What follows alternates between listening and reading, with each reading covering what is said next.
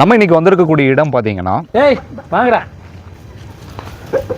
இந்த தொழில் தான் பண்ணிட்டு இருக்கிறேன். கல்யாணமாக இங்கே வந்ததுலேருந்து ஒரு 30 வருஷமாகவே வீட்டில் இருந்து வீட்டு வேலையும் பண்ணி பார்த்துக்கிட்டு இதுவும் ஏதோ ஒரு வருமானம் எங்களுக்கு அது போதுமானதாக இருக்குது. மாடு நிலைக்கல, சேதமாயிருச்சு. 12 லிட்டர் வரைக்கும் கறக்கும். 11 2 பள்ளியில் செனம் பிடிச்சிக்கு அது ஒரு ஈத்த போயிடும். வேஸ்டான பனை மரத்தை வெட்டி ஒரு சைடு போட்டிருக்கிறோம்.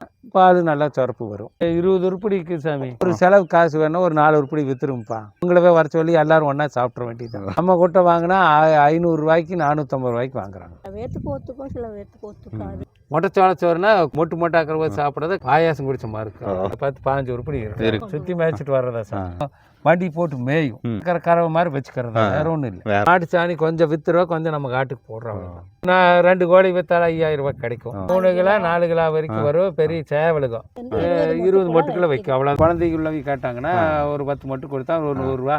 இப்போ வந்தா கபில் தேவ், தேவாக்கு, தோனி, விராட் கோலி, ரோஹித் சர்மா, இது மாதிரி வருண் சக்கரவர்த்தி இருக்கா, சின்ன பொடி பையன். தமிழ் பிளேயர் நம்மளுக்கு நல்லா பிடிக்கும். நீங்க எப்படி ஆக்ரோஷமா செயல்படுவீங்க? எந்த வேலையா இருந்தாலும் இதை விட்டு போட்டு அதுக்கு ஓடிடுவாரு. அதுதான் எனக்கு கோவம். என்னன்னா பண்ற நீ அப்படிங்கிற மாதிரியே பார்க்க முடியும், சண்டை வரும். அப்ப அதை பார்த்து சாப்பாடு செய்ய போகிறே இல்லையான்னு சத்தம் வரும்.